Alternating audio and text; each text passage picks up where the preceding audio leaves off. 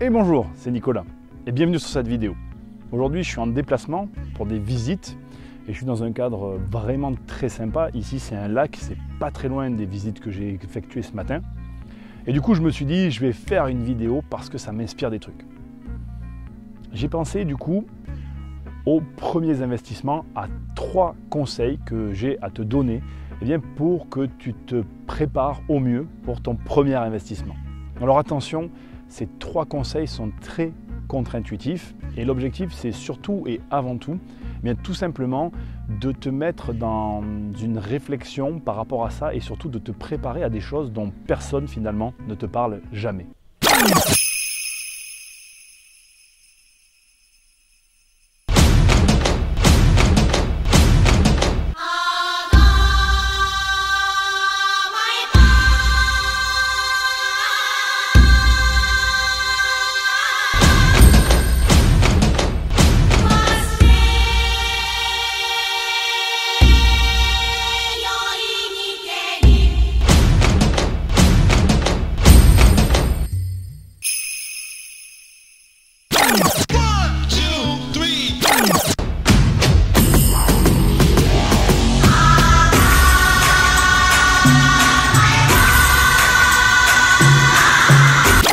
Alors le premier conseil, et qui est de loin le plus connu et en même temps le plus particulier puisque je vais le nuancer, c'est de trouver ton déclic.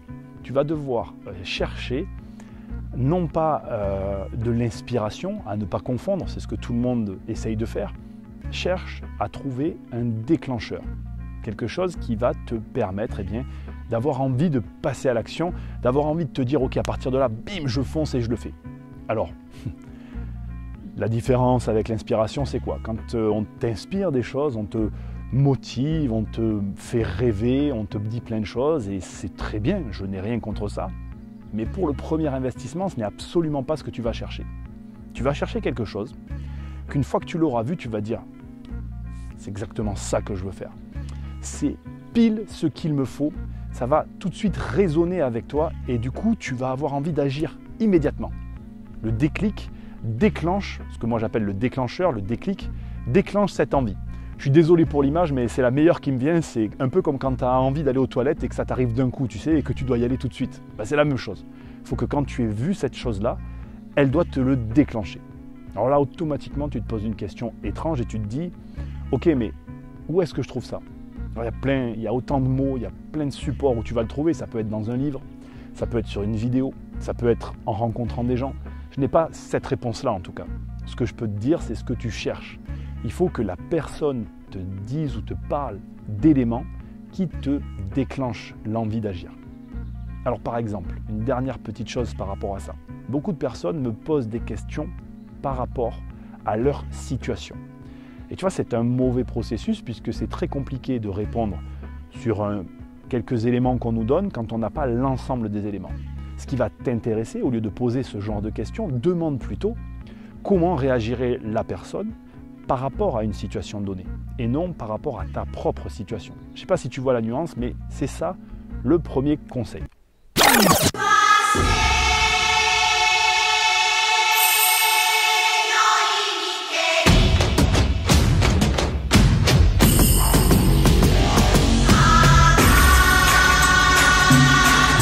Donc maintenant, je vais partir du principe que tu as trouvé ton déclic et je vais te donner du coup le deuxième conseil que tu vas voir est très contre-indicatif avec le premier et du coup il va complètement à son encontre.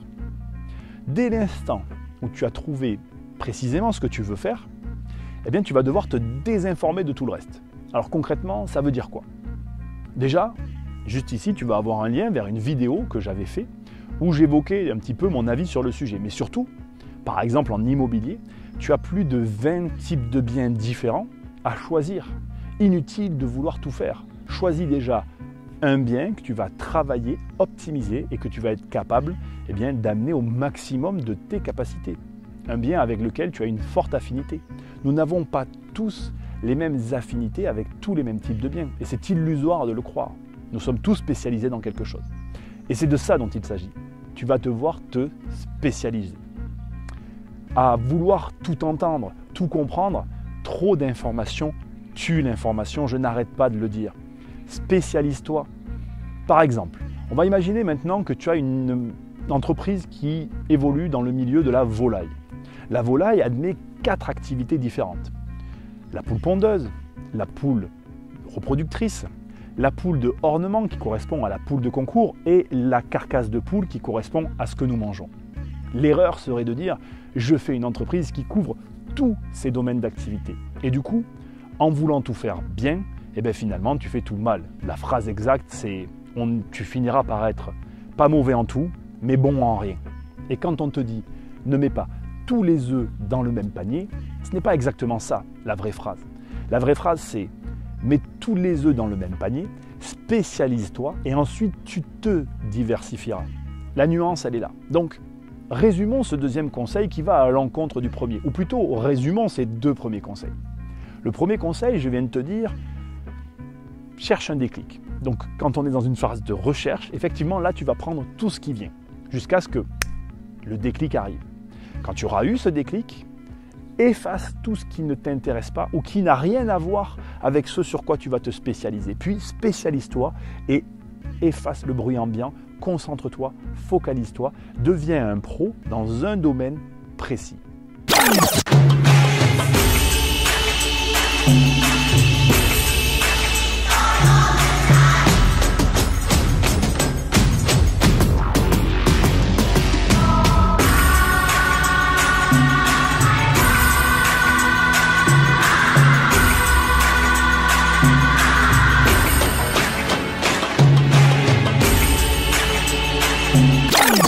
Maintenant, le 3e conseil est de loin le meilleur, ou celui qui peut-être va le plus te contrarier, j'en sais rien. Mais pars du principe que ta première opération sera toujours un raté. Alors, oh là, je te vois t'énerver derrière ta caméra, derrière ma caméra, ou plutôt derrière ton écran. Je ne suis pas en train de dire que tu vas te planter. Mais automatiquement, ma première opération aujourd'hui, je ne la ferai pas du tout de la même manière avec tout ce que je sais.